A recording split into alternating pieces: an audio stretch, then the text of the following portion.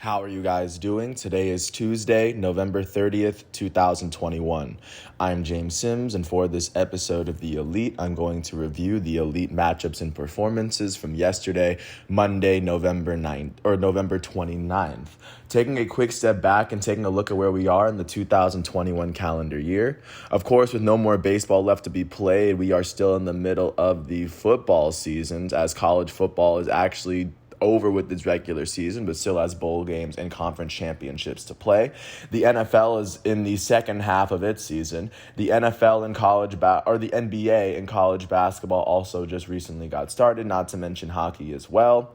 And of course, looking out at what's going on with soccer, we are just coming out of another week of domestic leagues. So of course, looking league by league, starting with what's going on at the collegiate level here within the States. Looking at what's going on with college basketball, because yesterday was a Monday, starting off with the third best team in the nation, the Gonzaga Bulldogs hosted the unranked Tarleton Texans. Gonzaga would end up beating Tarleton 64-55, winning this game by 9 after they outscored Tarleton by 8 in the second half. The third-ranked Bulldogs were led in scoring by their starting guard, Rasir Bolton, their starter out of Virginia. Bolton will go on to finish with 17 points and 5 rebounds in 33 minutes. He shot 7 for 14 from the field and 2 for 3 from the foul line. With this win, the third-ranked Gonzaga Bulldogs are 7-1, and with this loss, the unranked Tarleton Texans are now 1-6. Taking a look now at what's going on with the seventh-ranked team in the nation, the Texas Longhorns hosted the unranked Sam Houston Bearcats. Texas ended up beating Sam Houston 73-57 after they outscored Sam Houston by 10 in the first half and by 6 in the second. The seventh-ranked Texas Longhorns were led in scoring by their starting guard, Marcus Carr, their senior out of Canada. Marcus Carr would go on to finish with 19 points in 35 minutes as he shot 6 for 12 from the field, 4 for 7 from 3, and 3 for 4 from the foul line. With this win, the 7th-ranked Texas Longhorns are now 5-1, and with this loss, unranked Sam Houston is 2-5. Last but not least, looking at the 9th-ranked team in the nation, the Kentucky Wildcats hosted the unranked Central Michigan Chippewas. Kentucky would end up beating Central Michigan 85-57. They would go on to win this game by 28 after they outscored Central Michigan by 26 in the first half. The Kentucky Wildcats were led in scoring by their starting forward, Oscar Tshiebouye, their junior out of the Congo. Tshiebouye would go on to finish with 20 points for himself, along with 16 rebounds and 3 steals in 26 minutes. With this win, the 9th-ranked Kentucky Wildcats are 6-1 to start their season, and with this loss, unranked Central Michigan is 1-5 to start its season. Taking a look at what's going on at the professional level here, starting with the NFL, looking at the last exhibition matchup of the 12th week of the 18-week NFL season. Looking at what's going on in our nation's capital, the Washington football team hosted the Seattle Seahawks. And on Russell Wilson's birthday, the Washington football team would end up beating the Seattle Seahawks 17-15. Seattle and Washington were evenly tied at 9. Washington would eventually take the lead with a touchdown, they would score 8 points in the third off of a 10-yard touchdown run from J.D. McKissick, and the 2-point conversion was just enough, as the Seahawks would score a touchdown in the fourth quarter with 15 seconds left, but the 2-point conversion would fail for them, which is why this game did not go into overtime. On the losing end of this matchup, the Seattle Seahawks were led by their elite starting quarterback, 33-year-old Russell Wilson.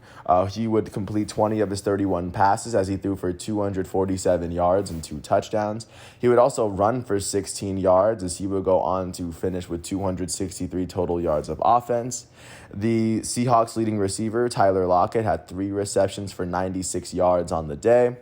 And on the defensive side of the ball, the Seahawks elite linebacker Bobby Wagner, along with Jordan Brooks, had 14 tackles on the day each, And Jamal Adams, the Seattle Seahawks elite safety, would finish with 9 tackles, and he would go on to finish with the team's lone interception.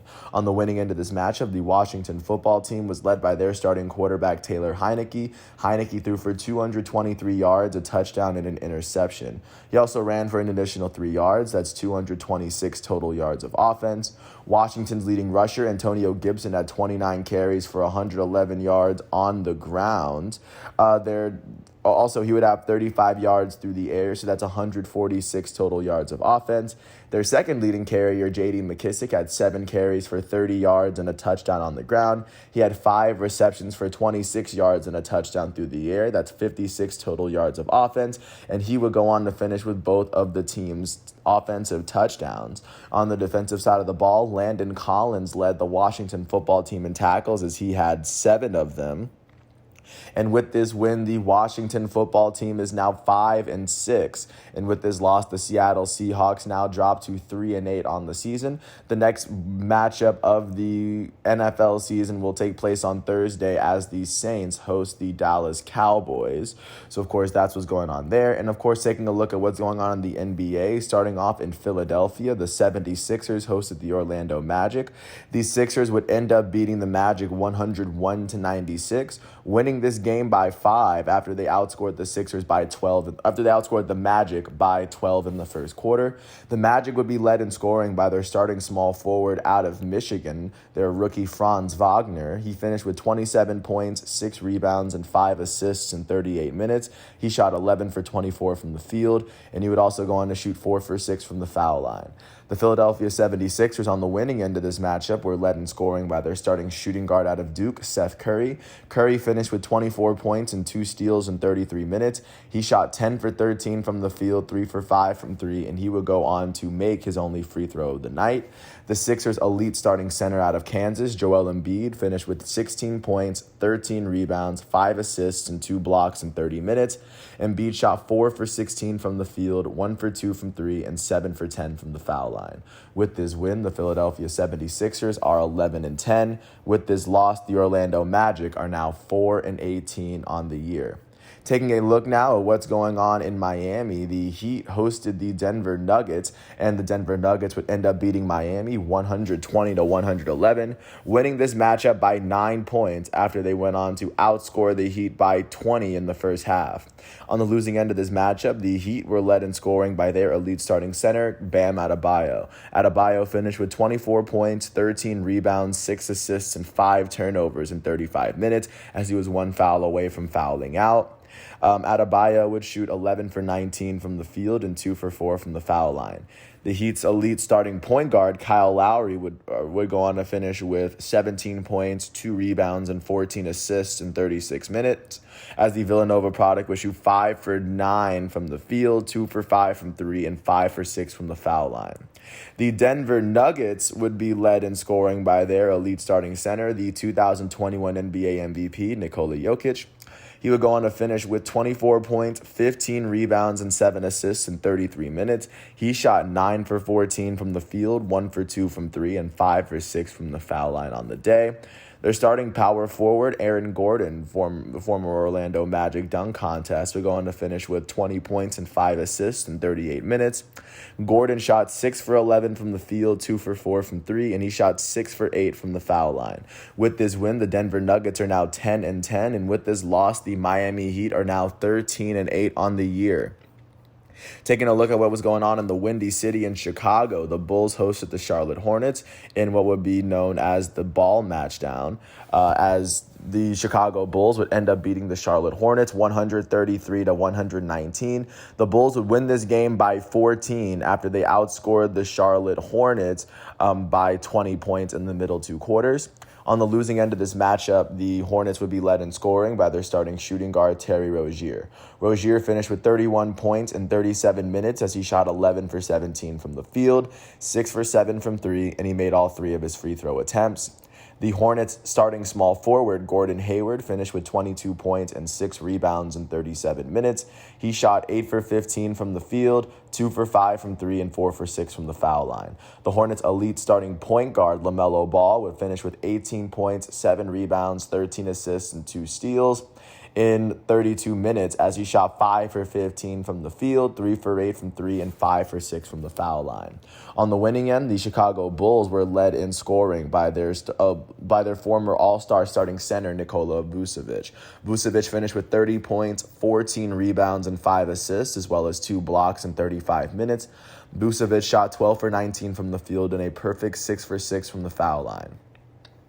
The Bulls starting small forward, DeMar DeRozan, would finish with 28 points, 5 rebounds, and 6 assists in 34 minutes. DeRozan shot 12 for 20 from the field and 4 for 5 from the foul line. The Bulls starting shooting guard, Zach LaVine, out of UCLA, would finish with 25 points, 6 rebounds, and 5 assists in 35 minutes. LaVine shot 10 for 18 from the field, and he would go on to shoot 3 for 4 from the foul line. With this win, the Chicago Bulls are now 14-8, and with this loss, the Charlotte Hornets are now 13-10 on the year. Jumping out to Houston, the Rockets hosted the Oklahoma City Thunder. The Rockets would end up beating the Thunder 102-89, winning this matchup by 13 after they outscored the Thunder in every single quarter of the game. The Thunder were led in scoring by their starting guard out of Kentucky, Shai Gilgeous-Alexander. Alexander would finish with 22 points and a couple of steals. He did all this in 33 minutes. He would go on to finish shooting 9 for 20 from the field and 2 for 5 for 3 on the night. On the winning end of this matchup, the Rockets were led in scoring by their starting center, Christian Wood. Christian Wood finished with 24 points, 21 rebounds, and 3 blocks in 31 minutes. He would shoot 9 for 17 from the field, 3 for 6 from 3, and he would shoot 3 for 4 from the foul line. With this win, the Houston Rockets are 4-16, and with this loss, the Oklahoma City Thunder are now 6-14 on the season. Taking a look at what went down in Minneapolis, the Minnesota Timberwolves hosted the Indiana Pacers. The Timberwolves would beat the Pacers 100-98, winning this matchup by 2 after they outscored the Pacers by 11 points in the third. The Pacers would be led in scoring by their starting point guard, Malcolm Brogdon. Brogdon finished with 25 points, 6 rebounds, 5 assists, and 3 steals in 40 minutes. He shot 9 for 20 from the field and 5 for 6 from the foul line. The Pacers starting power forward, former back-to-back All-Star Domantas Sabonis, finished with 16 points, 25 rebounds, and 10 assists in 36 minutes as he shot 5 for 12 from the field and 6 for 7 from the foul line. On the winning end of this matchup, the Minnesota Timberwolves were led in scoring by their elite starting center, Karl Anthony Towns. He would finish with 32 points, 8 rebounds, 2 assists, and 9 turnovers as Karl Anthony Towns would foul out in 32 minutes. He shot 13 for 22 from the field, 1 for 4 from 3, and 5 for 8 from the foul line. Their starting small forward, former number 1 overall pick, Anthony Edwards, finished with 21 points, 9 rebounds, 5 assists, and 3 steals in 39 minutes. Edwards would go on to shoot 7 for 19 from the field and 5 for 6 from the foul line. The Timberwolves' elite starting point guard out of Ohio State, D'Angelo Russell, finished with 21 points, 8 rebounds, and 11 assists in 39 minutes. He shot 7 for 17 from the field and a perfect 4 for 4 from the foul line. With this win, the Minnesota Timberwolves are now 11-10, and with this loss, the Indiana Pacers are 9-14. Taking a look now at what's going on in Dallas, the Mavericks hosted the Cleveland Cavaliers, and the Cavaliers would end up beating the Mavericks 114-96. The Cavs would win this game by 18 after they outscored the Mavericks by 11 in the third quarter, and then not to mention they did outscore the Mavs by 11 in the first half. On the losing end, the Mavs were led in scoring by their elite starting Slovenian point guard, Luka Doncic. He finished with 25 points, 10 rebounds, and 10 assists in 33 minutes. Doncic shot 9 for 21 from the field, 7 for 11 from 3 as well. And on the winning end of this matchup, the Cleveland Cavaliers would be led in scoring by their starting center, Jarrett Allen. Allen finished with 28 points and 14 rebounds in 34 minutes as he shot 12 for 17 from the field and 4 for 6 from the foul line. Their starting power forward, Lauri Markkanen, finished with 24 points and 8 rebounds in 33 minutes. He shot 9 for 15 from the field, 5 for 9 from 3, and he made his only free throw attempt on the day. With this win, the Cavs are now 11-10, and with this loss, the Dallas Mavericks are now 10-9 on the season. Taking a look now at what's going on in San Antonio, the Spurs hosted the Wizards, and the Spurs would end up beating the Wizards 116-99. The Spurs would win this game by 17 after they outscored the Wizards by 23 in the second half, and the Wizards on the losing end would be led in scoring by their elite starting shooting guard Bradley Beal. Beal finished with 18 points, 2 rebounds, and 8 assists in 36 minutes. He shot 8 for 21 from the field, 1 for 5 from 3, and 1 for 2 from the foul line. On the winning end of this matchup, the San Antonio Spurs would be led in scoring by their starting point guard in this matchup, and Derek White would go on to finish with 24 points, and he would do alongside his 24 points, he finished with 5 rebounds and 5 assists in 33 minutes. Derek White would shoot 10 for 21 from the field, 3 for 7 from 3, and make his only free throw attempt of the day. The Spurs starting point guard DeJounte Murray finished with 22 points, 10 rebounds, and 8 assists in 34 minutes. He would shoot 8 for 19 from the field and 6 for 7 from the foul line. With this win, the San Antonio Spurs are 6-13 on the year, and with this loss, the Washington Wizards are now 13-8 on the season. Jumping out to Salt Lake City, the Utah Jazz hosted the Portland Trailblazers. The Jazz would beat the Trailblazers 129-107. They won this game by 22 after they outscored the Trailblazers by 18 points in the second half. On the losing end, the Trailblazers were led in scoring by their starting center, Jusuf Nurkic, and then their shooting guard off the bench, Anthony Simons. Nurkic finished with 24 points and 10 rebounds in 27 minutes. He shot 9 for 13 from the field, made his only three-point attempt, and shot 5 for 7 from the foul line. Anthony Simons finished with 24 points in 29 minutes. He shot 10 for 15 from the field and 4 for 7 from 3. The Trailblazers' elite starting point guard, Damian Lillard, finished with 11 points, 6 rebounds, and 5 assists in 31 minutes. He shot 4 for 12 from the field, 1 for 4 from 3, and a perfect 2 for 2 from the foul line. On the winning end of this matchup, the Utah Jazz were led in scoring by their elite starting shooting guard, Donovan Mitchell. Mitchell finished with 30 points, 2 rebounds, and 5 assists, as well as 4 steals in 32 minutes. He shot 12 for 20 from the field, 3 for 8 from 3, and a perfect 3 for 3 from the foul line. With this, continuing on off the bench, their point guard, former NBA Sixth Man of the Year, Jordan Clarkson, would finish with 22 points and 6 rebounds in 30 minutes. Clarkson shot 7 for 15 from the field, 6 for 10 from 3, and 2 for 3 from the foul line. In their starting lineup, their elite starting center, Rudy Gobert, would finish with 21 points and 16 rebounds, as well as 3 assists in 32 minutes. Gobert shot 9 for 11 from the field and 3 for 4 from the foul line. With this win, the Utah Jazz are now 14-7, and with this loss, the Trailblazers are now 10-11. Last but not least, taking a look at what's going on in Staples Center, the LA Clippers hosted the New Orleans Pelicans. The Pelicans would end up beating the Clippers 123-104. They won this game by 19 after they outscored the Clippers by 15 in the first quarter. The Clippers on the losing end of this matchup were led in scoring by their elite starting shooting guard, Paul George.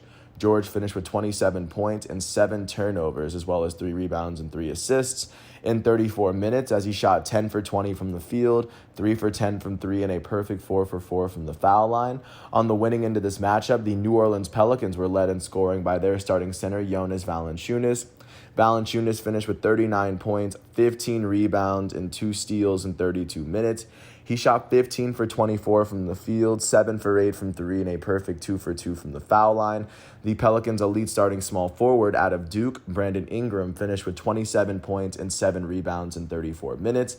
He shot 12 for 18 from the field, 1 for 2 from 3, and he would shoot 2 for 4 from the foul line. With this win, the New Orleans Pelicans are now 6-17 on the season. With this loss, the LA Clippers are now 11-10.